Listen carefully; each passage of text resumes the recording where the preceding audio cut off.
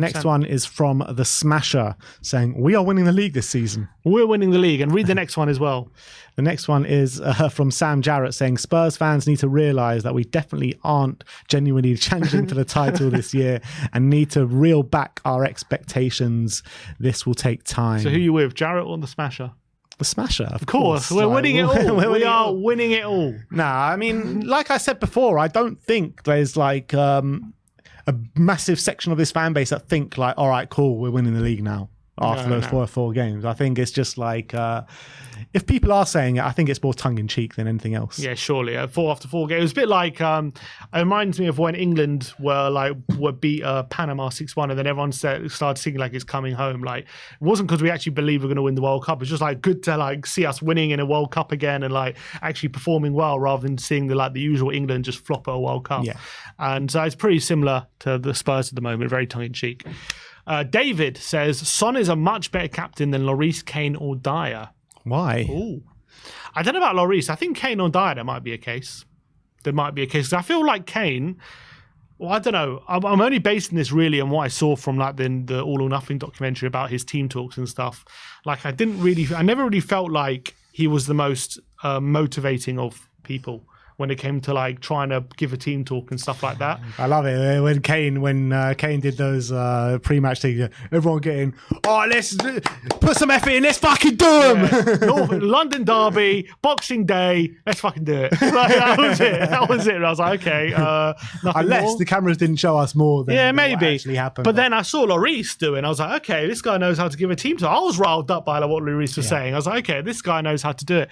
Forget Dyer. But obviously, there's more to being a captain than just team talks in the dressing room. I agree, but I feel like if you're going to say Kane's more of a captain where he likes to show standards on the football pitch and stuff like that, I don't think Son wouldn't be like that. You know what I mean? I think Son is exemplary trainer from what we've all read. We know he's like such a hard worker. He's very dedicated. I'm sure he gives his all when he's on the pitch. Dedicated. Like no one's ever said like he's a lazy trainer or anything like that. So I think he gives you that from Kane, and I think he gives you. I think when it comes to Son versus Kane from a leadership point of view, like everyone loves Son, and I feel like that because he's so loved by everyone, and I feel like they won't want to let him down, if you know what I mean. I don't know if Kane had that kind of relationship with his teammates. I'm sure that he got on with them and stuff, but did he have that like real love that Son has? Like, I think so. I don't know. I feel like Son just gets on with everyone. He's like really good friends with everyone. Like I don't know about that with Kane. I feel like he got on with certain people.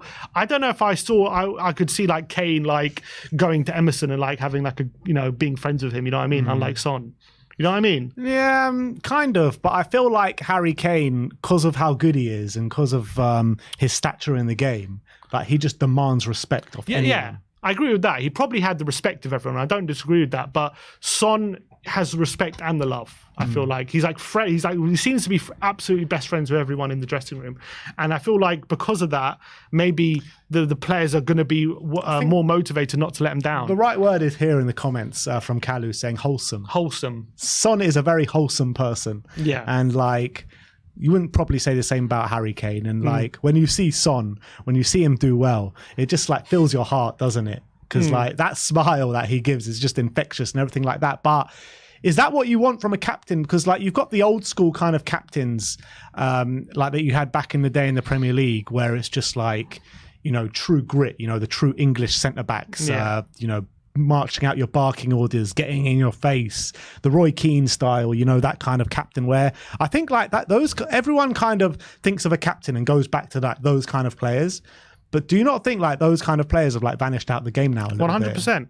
But the only thing I would say about Son being captain is things are going very well at the moment. And when things are going well, and he's feeling the love and everyone's happy. It's when things are not going well. That's when we're going to have to see true leadership from him. And we haven't seen that yet as him as captain. So it's hard to judge when we haven't seen any examples of when he's going to need that leadership at his most. So we'll see when that happens. But I do like the little things that he's bringing in, though. On the first day against Brentford, doing that huddle in front of the fans, and also he makes a concerted effort to make sure at every away game, you can see it in front of your eyes that he makes the effort to make sure all the players go up to the away fans after the game. And I think these kind of things, it's the small things that matter. And these small things really bring the fans closer to the club. And it's something that we've been missing for so long. Yeah. So he's leading by example at the moment. All right.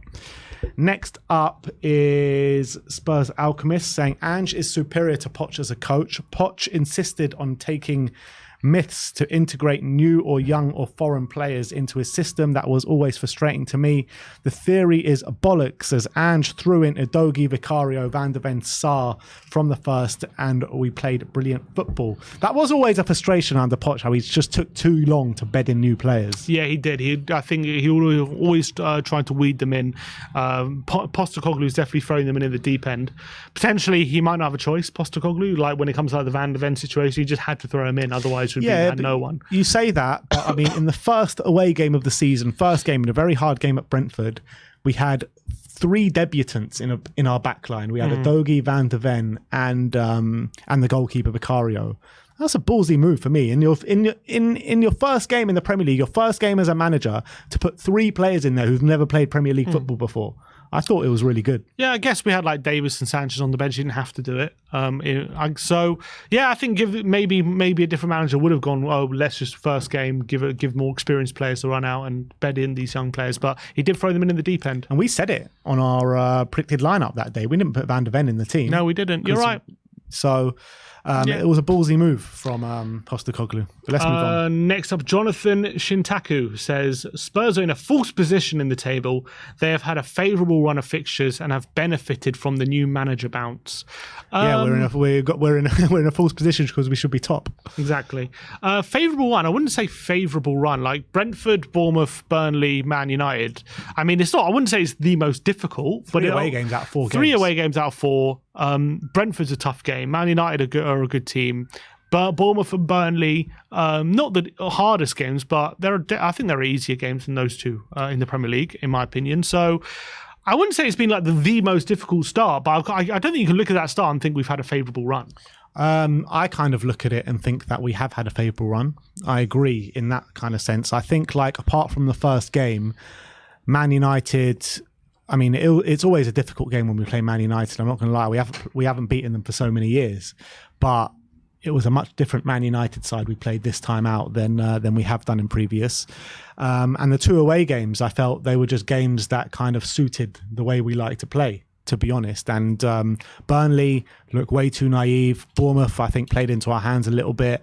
So I think like you're going to see where we're really at when we play the Arsenals and the Liverpools in the coming weeks. I agree, but I don't think you can look at those games and think those are easy games. I don't think any of them are easy games. I don't think there are any easy games in the Premier League, apart from maybe Luton at the moment. Like, I'm looking at Bournemouth. I think they're going to pick up results at home against some good teams, in my opinion. Burnley, look, we'll have to wait and see. They look a bit off at the moment.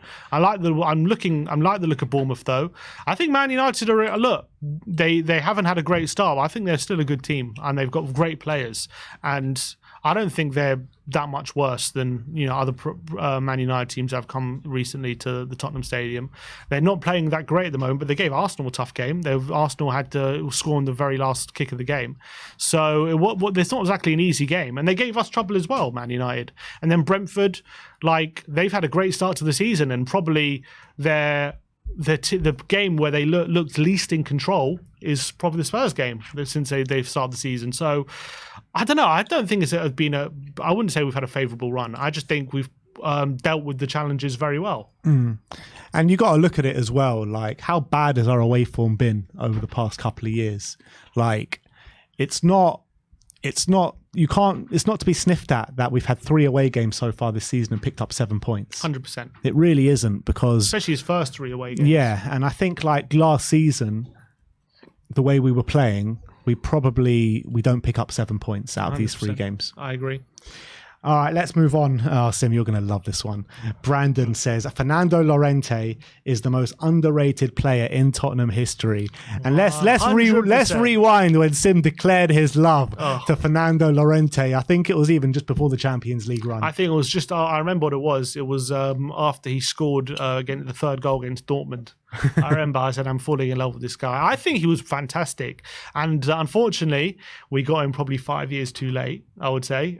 We were very close to getting him. Tottenham. I think we were very close to getting him when he was like 28, and we ended up getting him when he was 33.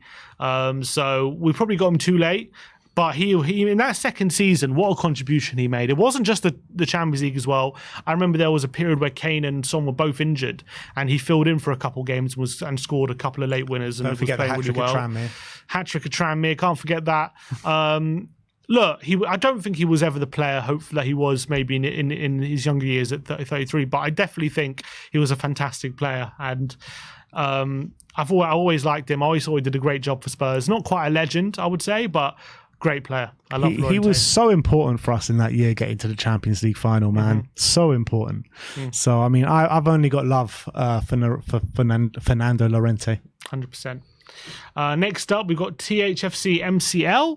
He says, despite our good start, we will finish outside the top 6 unless we add depth in January. Outside the top 6. I think, look, anything's possible, to be honest. And I think if we get a long-term injury to one of our centre-backs, then that could be a real possibility to finish outside the top 6. But I think for Spurs to finish 5th or 6th, we need to be extremely lucky with injuries this season. That's what it boils down to, and that's where we've left ourselves, unfortunately.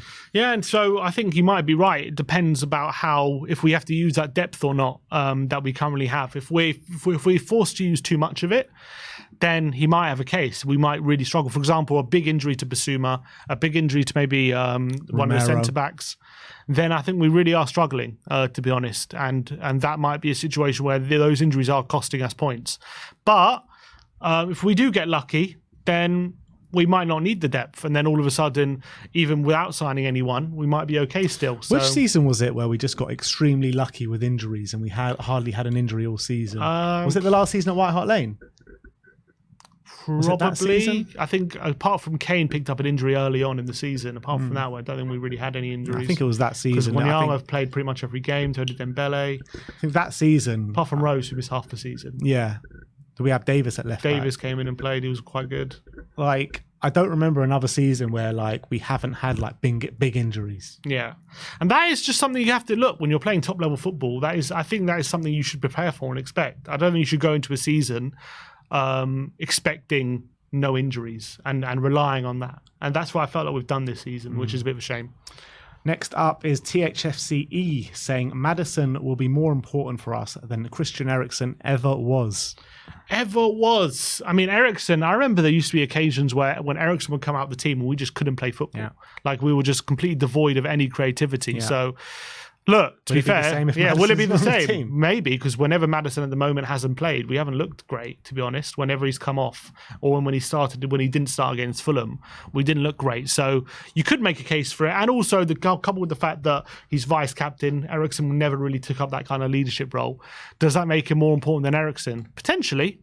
But I think people forget how important Eriksen was at times for us, and without him, sometimes we just couldn't tick as a team. Yeah, but I think... Yeah, you're 100% right in what you're saying about that. But I think it is similar with Maddison. And I think it will get to a stage with Maddison where when he comes out of the team, we'll look a lot less creative. And I think at the moment, you're looking at it and everything is going through Maddison. He is making us tick at the moment, the way he plays his football. The stats that we read out before, he's literally first in every attacking metric for Tottenham. But I feel he's got more facets to his game than Christian Eriksen. I think he's a more of a well-rounded player than Christian Eriksen was. And I think Christian Eriksen was obviously an unbelievable footballer for us. But I feel like Maddison just offers us that bit more than maybe Christian Eriksen. Maybe Christian Eriksen is more creative than James Maddison, but I just feel like Maddison has so many more bows to his armory than Christian Eriksen had. Yeah, I think time will tell. But I think definitely when you look at just what Maddison offers on the pitch, like with his dribbling ability, goal scoring ability, I think, and leadership ability, those three things, I definitely think there's a case for him to be better than Eriksen. But Eriksen was just a chance creation machine. He was a freak when it came to his chance creation, his passing ability. So whether Maddison could hit that level, just time will tell. Is it me or you? I'll go. Abnormal Toast Spur says Romero will be our best centre-back of all time by the end of his career. Best centre-back of all time? Better than Alderweireld, better than Ledley King, Vertonghen? Well, the reason he's saying that is because Ange is obviously going to win the league and the Champions League and everything like that for Spurs, and Romero is going to be central to that. He's going to have a load of trophies, and he's going to end up as... Look, if he wins some trophies at us, then maybe. But maybe there's a case, because I think quality-wise, he's definitely up there with his ability. I would say maybe... Imagine Romero next to Ledley King. Oh, man, that would just be next level. I would love to have seen that. Or Romero next to Vertonghen. Oh, we're seeing that now. Anyway, we are seeing that. We're seeing that now. Don't have to imagine it. I think there might be a case for it because I think he's just quality. I think he's quality in everything he does, and he's starting to add a bit of class to his game. I think he was a bit of a bulldog before, but I think this season we're seeing a bit more class to his game. Not one foul this season. How mad is that to think of? Christian Romero, who's usually like a dead cert for yellow cards every single game. In the first 4 games, he's not made one foul. So, well, I think a lot of it will decide about how many trophies he wins and stuff. But I think it's not a terrible shout. Not at all.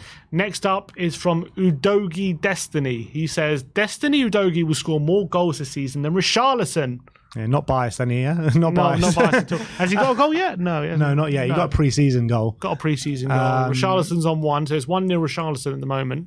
Yeah, I mean, we're talking all competitions or just the Premier League? I guess all comps. Does that include friendlies? Because Richarlison got a hat-trick. No friendlies. I think if Richarlison is taking up the role he is now and that's on the bench, I think there could be a good case for it, because I actually think Destiny gets a few goals this season. I think he will as well. He likes to get in the box, doesn't he, Destiny, getting into the shooting position. So how many assists has he got already, Destiny? Like 3 or 2? 2 or 3? One against Burnley, one against Bournemouth. I don't remember any others. I think that's it. So look, I think he will. I think if we're talking goal contributions, you might have a shout. Yeah. But goals itself, I still back Richarlison to get more. But when it's all said and done, it's Muzz 1998 says Harry Winks fits the current team. Why are we still talking about Harry Winks? Bring Winks back. Like, seriously, do we have a buy option?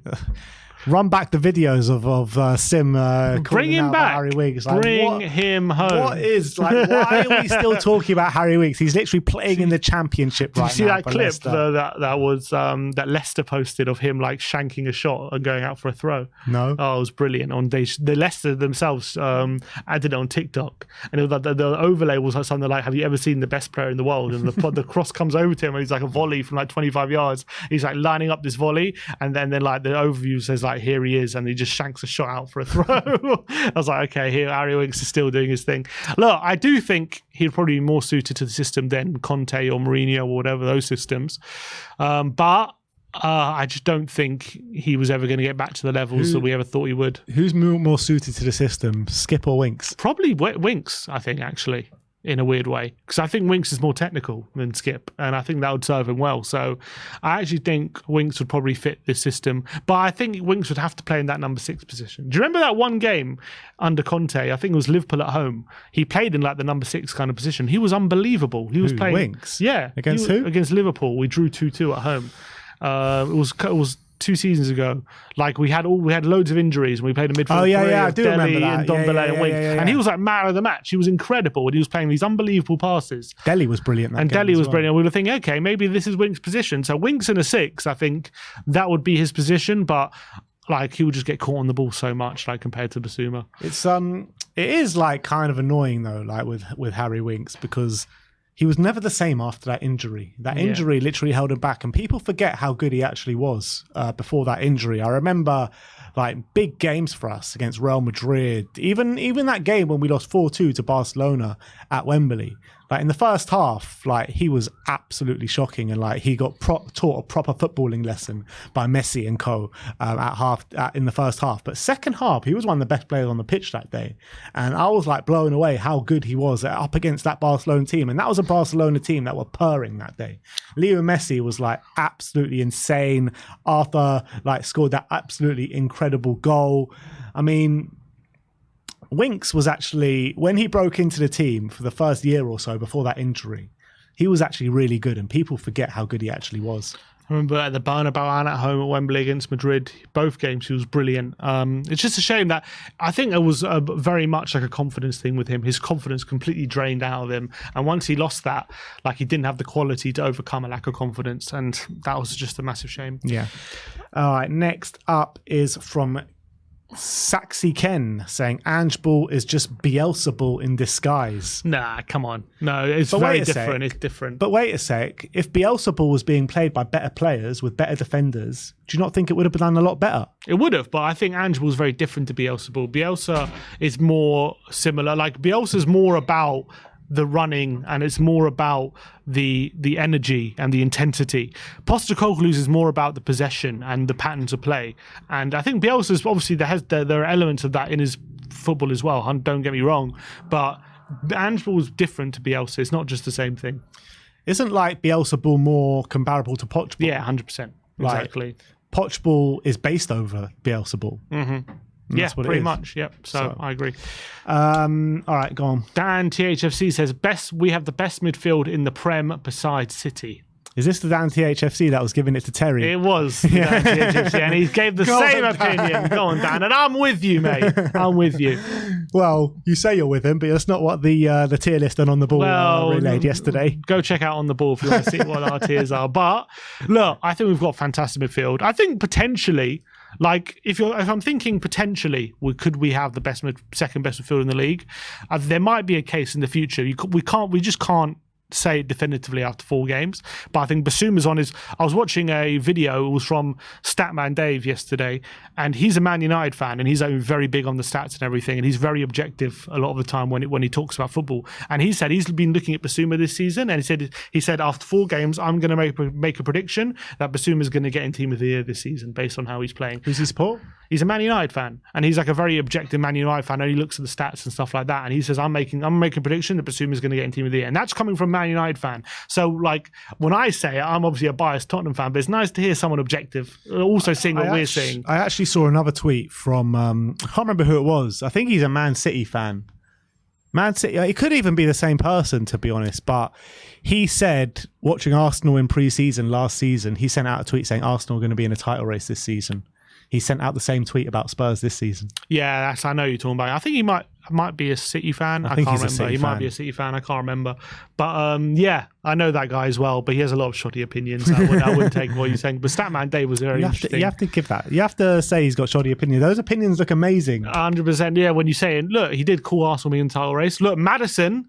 The only reason Maddison isn't talked about in the same ilk as Odegaard and De Bruyne and the other best creators in the league and Bruno is because he's been playing for Leicester. If he'd been doing what he's doing for Leicester at Tottenham for like, say, the last 3 years, he'd be being talked about in the same conversation. I had this exact argument with an Arsenal fan a few days ago.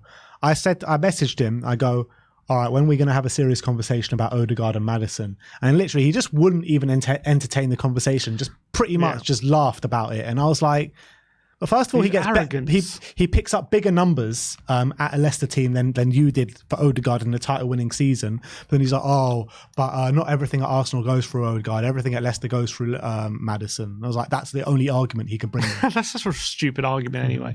The arrogance, you know what? They finished above us once in 7 years. And the arrogance of these, there's no humility whatsoever. They didn't even win the league last season. And the arrogance, they can't even comprehend we could challenge them ever again because they finished above us once in 7 years. The way they talk, you would have thought like they've been Champions League regulars for the last 10 years. They've been in title races for the last 10 years, and they finished above Spurs for the last 10 years. Yeah. But literally, they've been. This coming arrogance. Week, this coming 10 days, they're playing their first Champions League game in what, 7 years? Yeah.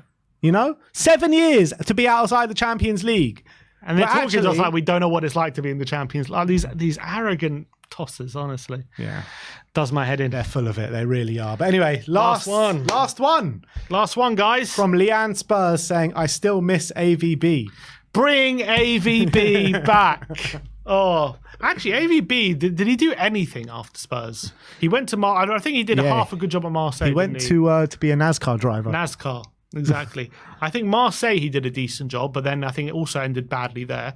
Like, he didn't really... What do you miss about him? I would love to know. I would love it. It wasn't the croaky football. Voice. That's what it definitely wasn't the football. It was just how good he made Bale, basically. Is that basically what she's saying is she misses Gareth Bale saving us in the last minute of every game. That's what she misses. So yeah, I don't know what you could possibly miss about him, because the football was dreadful. I have to say, it was so bad. So I don't want AVB back. Very unpopular. All right, so you see, I'm sorry, you're looking at Ange right now, and you're saying I miss AVB. We've been tagged in a few, so I guess we can get through some of these before the end. Okay. One of them is from THFC JMM saying Gareth Bale is as much as a club legend as Ben Davis is as much as a club legend as Gareth Bale. Ben Davis as much of a club legend as Gareth Bale. Oh, well, I mean, the only thing you could say about that is like loyalty, like he's been there for a long time and stuff like that. But that doesn't make you a legend just because you've been at a club for a long time. That's a bit like saying Dyer is as much of a club legend as Gareth Bale. Gareth Bale was a world-class player at Spurs. Like, you can't even, they're not even in the same conversation remit. Like, nah, not for me. DN4153 saying, will it be safe for Ange to play two inverted fullbacks against City, Arsenal or Newcastle, or do they have to, well, it's not really an opinion, it's a question, or they have to switch one fullback into an inverted back, or high risk is counter-attacking will be there? Your opinion? Well, look, I think we saw it against Man United, that Man United came with a plan to stop our inverted fullbacks, and it was working for a bit. But we changed up. We turned to more traditional fullbacks in the second half. Or actually late in the first half we did it, and then second half. And we found a solution. So I don't think it's a case of, we could go and invert a fullback and then we just get trounced and we're just going to keep with it even if it's not working. If Andrew's clever, if he sees something isn't working, he'll change it up and he'll try and find a solution. So I think we'll probably start with it, but I can see it changing.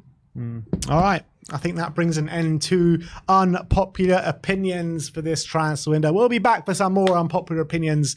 I think there's another international break in about a month's time. So we'll be back for some more very soon for you guys. But thank you everyone for giving us your opinions.